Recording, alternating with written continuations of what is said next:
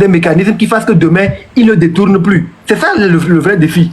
Ce n'est pas créer des mécanismes pour que les gens puissent venir investir dans le pays. Tout le monde sait le faire. Il y a déjà des structures qui ont été créées pour ça.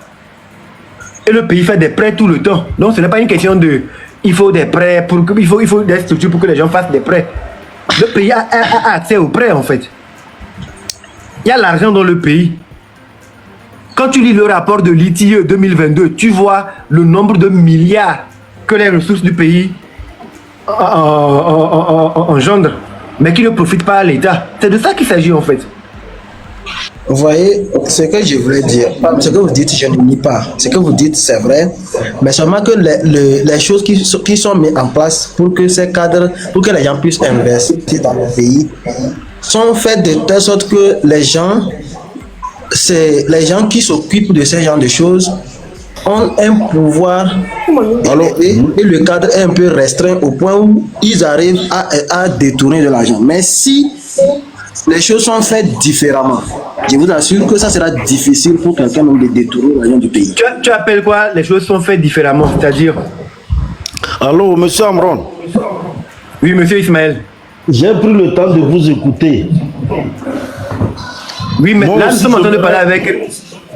Oui, on n'a pas encore fini avec Real Madrid. Il annonçait une idée, tu l'as coupé. On vous écoute. Laisse-le finir et puis on va voir. Monsieur Real Madrid, va au bout de ton idée. Oui, par exemple, vous voyez, si l'argent est investi par exemple, au Togo pour par exemple financer le domaine de l'hôpital, si l'argent là vient, ça vient tomber dans la main d'une des gens qui décident maintenant à qui ils vont remettre l'argent et comment ils vont remettre l'argent aux gens pour que cet argent soit utilisé. Et c'est dans ça là qu'il y a des corrections parce qu'il y a des propositions, des plannings. Et dans les plannings, les gens arrivent à appliquer des stratégies pour soutirer de l'argent. Mais si il y a par exemple, s'il y a une entreprise togolaise purement construite à base des investissements des Togolais qui disposent les moyens de recueillir des investissements et de travailler directement sur le terrain, là ça sera différent. Comme si une entreprise de construction de routes purement togolaise, avec l'investissement des Togolais qui ont mis en place cette entreprise pour construire uniquement les routes au Togo, quand les investissements viennent en même temps au nom de dans cette entreprise qui va appliquer ou bien utiliser cet investissement sur le terrain. Et quand il y a des comptes à rendre, c'est l'entreprise là qui rend compte. Mais la manière dont les choses sont créées, l'argent ne vient pas pour les entreprises, l'argent vient pour des gens et ce sont ces gens maintenant qui décident à qui remettre l'argent et comment remettre l'argent. Et c'est dans ça que l'argent est détourné. Donc ce n'est plus efficace. Donc de façon, pour parler de façon grosso modo, ce que tu essaies de dire, c'est qu'il y a un problème de gouvernance. Je ne dis pas qu'il y a Il faut changer le mode de gouvernance. Bon, à peu près, moi, je veux juste dire que l'État devait revoir la manière dont l'argent qui est dans la main de qui l'argent doit tomber et surveiller pour que ça soit un peu plus avantageux pour le reste du peuple. La population. D'accord. Merci beaucoup pour les échanges. C'est ton point de vue. Il est aussi à prendre en compte. Monsieur Ismaël, bonsoir. Bonsoir, monsieur Amron. Bonsoir. D'abord, je tiens à vous remercier et à vous encourager. Je vous suis depuis un certain temps et j'apprécie vos idées. Surtout dans le bien-être et le vivre ensemble de notre pays. Ne baissez pas les bras. Merci beaucoup. Vous avez de bonnes intentions. Merci beaucoup. Toute personne qui vient contre vos idées peut-être vous a mal compris. Vous souhaitez que ça n'a qu'à être bien pour nous tous. Exactement. Et un digne fils doit penser dans le même itinéraire. Au sujet de financement et comment faire pour que notre pays puisse avoir les moyens même si l'État lui-même n'a pas encore donné une main solide aux jeunes entrepreneurs, c'est d'abord l'encouragement. Je ne sais pas si j'ai bien dit. Non, je vous écoute. Et pour qu'un pays normalement se développe, il faut donner un coup de main aux jeunes entrepreneurs, les créateurs de boulot. Prenons l'exemple du Burkina Faso. Prenons l'exemple du Burkina Faso. Avant que l'État vienne appuyer les fabricateurs de tomates là, ce sont des Burkinabés qui galéraient quand dans ce domaine. Avant que l'État n'encourage. L'État ne s'est pas levé lui-même pour encourager. Donc c'est la même chose que nous-mêmes nous devons faire. Et pour ça, moi je n'accuse pas le patron. Pourquoi est-ce que je dis que je ne l'accuse pas? Lui, il a des idées d'ensemble. Mais ceux qui le suivent doivent aussi avoir les mêmes idées comme lui. Je ne sais pas si vous me comprenez. Lui, il a eu à faire des efforts, par exemple, jusqu'à amener un Chinois qu'on appelait Ali Baba pour donner un exemple à la jeunesse. Comment faire pour démarrer quelque chose qui aura de l'avenir. Ils ont réussi à faire un programme qu'ils avaient appelé entre-temps, il y a longtemps, qu'ils appellent le PND. Tout ça là, normalement, c'est pour que nous, les jeunes, ça nous lance. Mais un jeune qui a petit moyen, il faudrait que les banques aussi les soutiennent pour faire un prêt. Mais ceux qui sont là-bas peinent à avoir des prêts. Si tout ça là n'existe pas, un pays ne peut pas se développer lui-même. Nous-mêmes, nous voyons comment le monde évolue maintenant. Ce n'est pas l'État qui va aider quelqu'un, mais ce sont les idées des gens qui s'assiedent, qui s'associent et puis ils évoluent. Donc c'est à nous-mêmes de faire des efforts nous-mêmes. Et nous prions aussi l'État de nous encourager, d'abord mentalement et après financièrement. Nous tous, on ne va pas prendre le chemin de l'Eldorado. Non. La mer est là-bas, les gens laissent leur vie là-bas. Le désert aussi n'est pas un bon coin à souhaiter à son voisin. Si on part tout ce qui va construire le pays. Vous voyez? C'est vrai que le patron fait beaucoup d'efforts, mais nous l'invitons à faire encore plus d'efforts. Parce qu'il y a certaines situations qui se déroulent.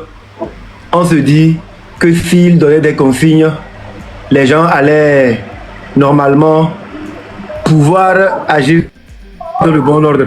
Je pense que même quand il a fait venir le gars d'Ali Baba pour pouvoir inspirer la jeunesse, comme tu l'as dit, les entrepreneurs qui veulent faire des prêts à la banque, mais ils n'arrivent pas à avoir accès à ces prêts-là ou à ces accompagnements de la part de ces institutions financières. Je pense que c'est à lui de donner le ton ou des ordres pour que un programme puisse être mis en place pour ça, ou bien tu ne penses pas? Oui, je comprends. Normalement, nous, Togolais, en tant que Togolais, on se connaît. Nous ne sommes pas compliqués comme ça. Non, pas du tout. Oui, il suffit que ce que l'homme veut faire, il arrive à le réaliser et puis il a la paix du cœur.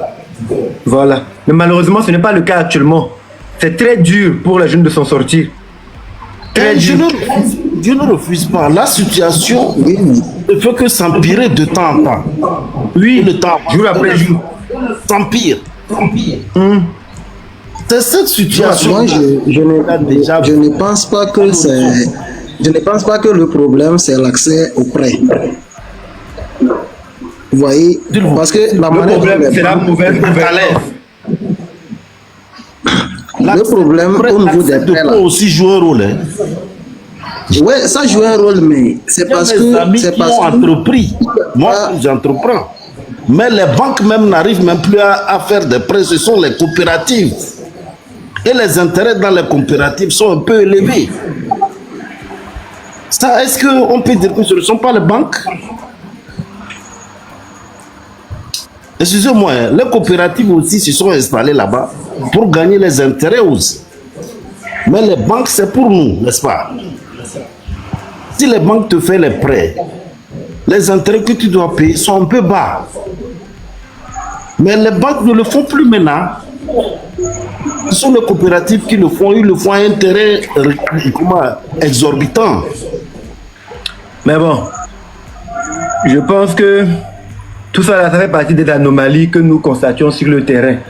Mais la vraie question, c'est pourquoi la situation est comme ça et comment faire pour que la situation puisse changer. De l'exercice auquel moi j'invite. Pourquoi la situation puisse changer? Amron, moi je vous ai beaucoup lu et j'ai compris vos idées. Moi, ma proposition est celle-ci. Tout ce que nous faisons, c'est pour que ça aille dans l'intérêt de nous tous. Tout le monde. Et si quelque chose ne va pas, peut-être celui qui est en train de le faire ne le fait pas bien. C'est au patron de le dégager et de prendre quelqu'un mettre à sa place. Voilà. Quand donc tu vois que tu donnes les consignes et tu le donnes tes idées de pouvoir satisfaire la jeunesse pour que le travail démarre. J'ai dit ça exactement dans un live la dernière fois. Quelqu'un m'a posé une question que j'ai évitée. Je suis passé à autre chose, mais toi, je vais te la poser. Peut-être que tu sauras trouver la réponse. Et comme ça, prochainement, je pourrai me servir de toi ta réponse pour répondre aux autres. Je vous écoute. Je lui disais que voilà, en temps normal, le président, il a fait mettre sur pied la Cour des comptes. Et la Cour des comptes a produit un rapport qui montre qu'il y a des dysfonctionnements dans certains ministères par rapport à des budgets. Les gens disent oui, que c'est le président qui est le chef. Il dit non, il ne peut pas être impliqué et puis donner le pouvoir à la Cour des comptes de publier un rapport qui l'incrimine. Quand on vote les budgets pour chaque ministère, est-ce que c'est le président qui descend dans un ministère gérer les ressources des ministères? Non. Chaque ministère est autonome et indépendant. Donc s'il y a des dysfonctionnements, c'est que c'est les ministres ou les collaborateurs qui gèrent l'argent mal. Et la personne me dit, voilà, ok, admettons que ce que tu me dises, c'est vrai. Depuis le temps où la Cour des comptes publie des rapports et qu'on se rende compte que l'entourage ou les collaborateurs détournent l'argent et gèrent mal, qu'est-ce que le patron même a fait pour sanctionner pour que cela ne se répète plus? Et chaque année, on voit que ça se répète et jour après jour, ça devient de plus en plus compliqué pour nous. Quand il a dit ça, je lui ai dit, mais non, c'est à nous, les populations, de réagir pour que le patron puisse sanctionner les gens. Il me dit non, que moi, je suis en train de chercher des arguments ou des situations atténuantes pour le patron. Donc, bon, toi, selon toi, c'est une réflexion. Quand les gens vont poser la situation comme ça, quel argument on peut leur donner pour dédommager le patron? Sur le coup. Normalement, dans de pareils cas, ça ne devait même pas arriver à nous.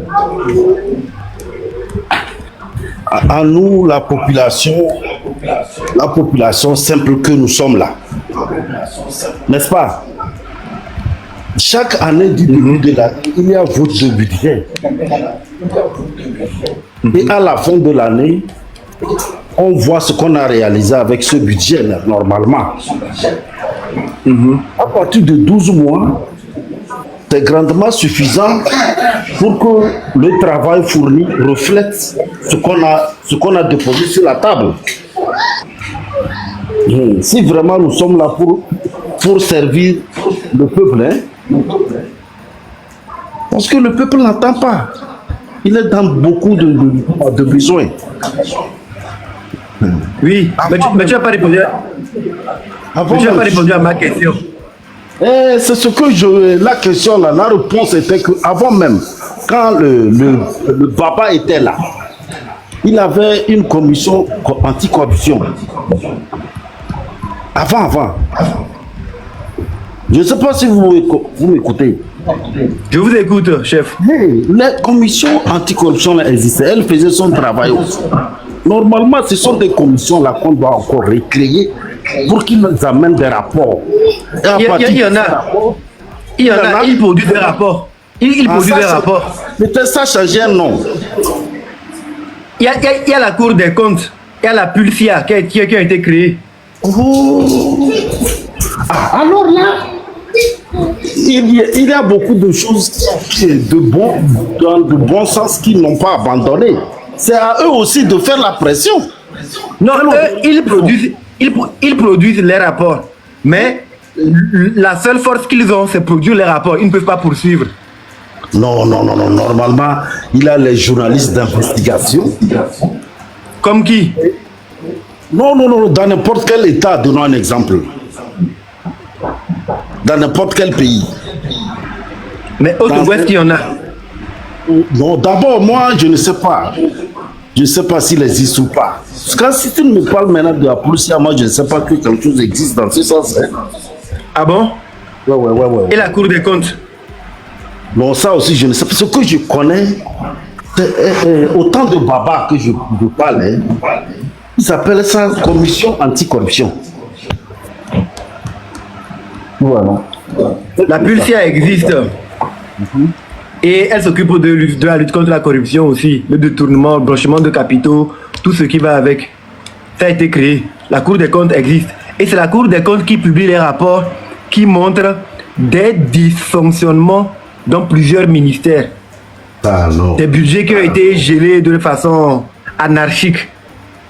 Et les gens m'attaquent et me disent, bon, quand la Cour des comptes a publié ce rapport, puisque je dis que le président veut la transparence, c'est pourquoi il a mis la Cour des comptes sur place.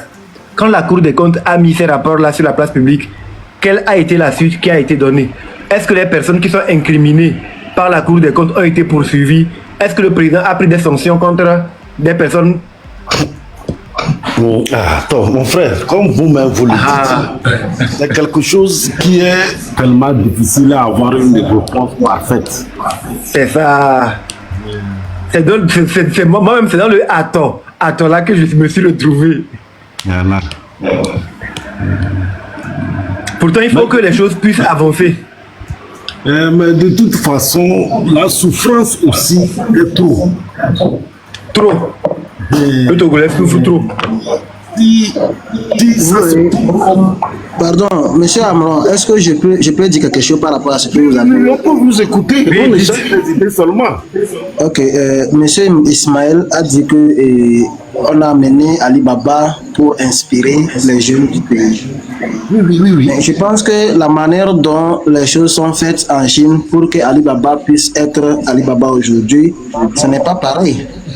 Puisque, par exemple, si on prend le cas des États-Unis et en Chine, quand un entrepreneur, quelqu'un qui veut lancer un projet, c'est le gouvernement qui met en place un cadre réglementaire pour encadrer les projets innovants. Maintenant, ces projets, après la validation du gouvernement, on leur donne le droit d'obtenir des investissements, que ce soit des locaux ou bien internationaux.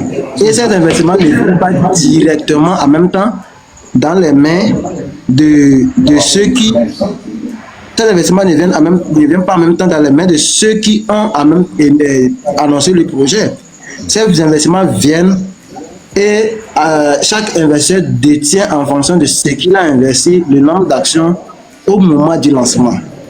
Et maintenant, quand celui qui a annoncé le projet veut mettre le projet en place, il va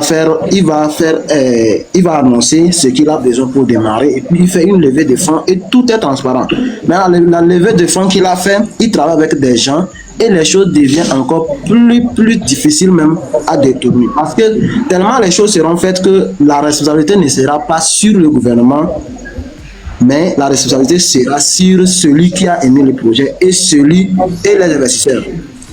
Puisque même c'est pas le même cadre. Au Togo, c'est pas le cadre qu'il y a. Voilà, c'est pas le cadre qu'il y a. Maintenant, si on amène quelqu'un où chose c'est comme ça que ça y est, et il lui vient pour nous inspirer. On nous inspire alors que ce n'est pas la même chose. Parce que si on veut mettre les choses en place, les banques, pour nous faire par exemple les prêts, une banque ne peut pas, il n'accepte pas de faire, par exemple, peut-être il y a des gens qui ont des projets que pour que ça commence par donner, il faut développer ça durant 5 ans. Mais la banque ne peut pas accepter de venir confier l'argent au Togolais pour que le Togolais prenne tout son temps possible pour mettre le projet en place. Parce que aussitôt l'argent donné, aussitôt il commence en même temps par demander de l'argent au point où même la personne est obligée de retourner l'argent qu'il a pris, même sans l'utiliser, il le retourne avec intérêt. Et cela ne permet pas les gens réellement de développer les choses. Ça, ce n'est pas un problème politique, mais c'est un problème de stratégie. Il n'y a pas de mécanismes efficaces. C'est ça que je disais depuis le départ. Mais oui, mais c'est le politique qui doit impulser cela. C'est l'action politique qui doit mettre les structures là en place. Écoute, par exemple, on dit que le Togo est classé 126e sur 180 dans les pays, dans la liste des pays les plus corrompus. 126e sur 180. C'est qu'on a dépassé 125 pays, quoi. C'est énorme. Vous voyez par exemple au Togo, si on prend le cas du Togo, le président, être président, c'est une très grande charge. Et les projets du pays, ce n'est pas le président qui reste comme ça et commence par les écrire. Il y a des gens qui s'occupent d'apporter des projets et le gouvernement les analyse pour les valider. Par exemple, ce qui a le problème, tel que vous dites que la minorité s'accapare des choses, c'est une triste réalité que nous rencontrons parce que quelqu'un, un Togolais, a un projet qui peut vraiment faire avancer le pays. Il apporte ce projet sur la table. Les gens qui sont devant pour éteindre, faire en telle sorte que celui qui a apporté ce projet ne soit pas vu comme quelqu'un, un apporteur de lumière, ils ne vont pas apporter ce projet sur la table. Et déjà là, ce n'est plus le problème du président, mais le truc n'est pas arrivé chez le président pour qu'on dise que le truc n'est pas exécuté. Alors, sinon, à voir les choses, hein. Ce n'est pas que moi je veux renchérir une personne ou jeter des fleurs à une personne. Lui-même, dans ses actions, on sent qu'il se bat pour la jeunesse. Quand il le voit. Bon, sur le point là, excuse-moi. Moi, ça a été ma plus grande déception. Jusque-là, sincèrement, je n'ai pas vraiment senti le président proche de nous, la jeunesse. Il y a trop d'écart entre nous, quoi. Il y a de cela plus de 5 ans. Moi, je l'ai vu dans une ferme vers Bilita, en train de distribuer même des matériels de travail pour des jeunes. Je dis qu'il y a aucun Quel matériel de travail? Des tracteurs ou des houes? Non, ce ne sont pas des... Ce ne sont pas des coupes. Et c'était à quelle occasion? Est-ce que c'était avant ou après une période électorale? Parce que moi, quand je donne des arguments comme ça, les gens m'attaquent. Que quand on le voit sur le terrain, c'est qu'il y a une échéance électorale qui approche. Que c'est pour les sortes de campagne. Qu'on aimerait le voir de façon spontanée un jour au terrain ou au campus avec les étudiants. S'enquérir de leur situation, écouter ce qu'ils leur disent. Non, la on veut le voir un jour. On le voit un jour comme ça apparaître au niveau du CHU Tocoin. Ou CHU Campus. Peut-être ce sont des événements qui s'approchent. C'est pourquoi les gens doutent de la sincérité en fait de la chose. Les gens se disent que c'est propagandiste. C'est compliqué vraiment. Très compliqué. Très compliqué. Merci monsieur Amron. Merci à vous. Je dois rentrer. Merci beaucoup. Grand merci. Merci pour les échanges. Merci. Moi-même, je vais mettre fin. Amen. Donc, monsieur Real Madrid, c'est un peu ça. Je vais devoir conclure le live aussi. Je suis là depuis 14 heures. Ça fait beaucoup. Oui, vraiment merci.